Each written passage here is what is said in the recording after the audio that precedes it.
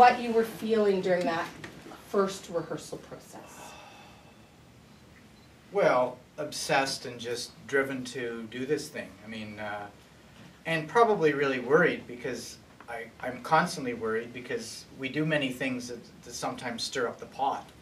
And Cavan Blazers was stirring up the pot about the history of the township and the problems that existed between Catholics and Protestants. And you know, I'm kind of driven to do things that stir up the pot, but I'm constantly in a state of being upset and worried about stirring up the pot. Maybe I should have done something differently with my life. Okay, so I'll ask the question: why do you do it then? Because you are wound up about it. You don't want to hurt people. You don't want to alienate people. So why did you start with Cavan Blazers? Why did you start with a contentious conflict play? Well, but it was so much a part about me, who I was, and who my people were growing up in Cavan. I mean, it was the main story of that place. I mean, from the time I was a kid, it was right there. You know, like I didn't know any Catholics, so some so-and-so's son's going out with a Catholic. Ooh, that's terrible.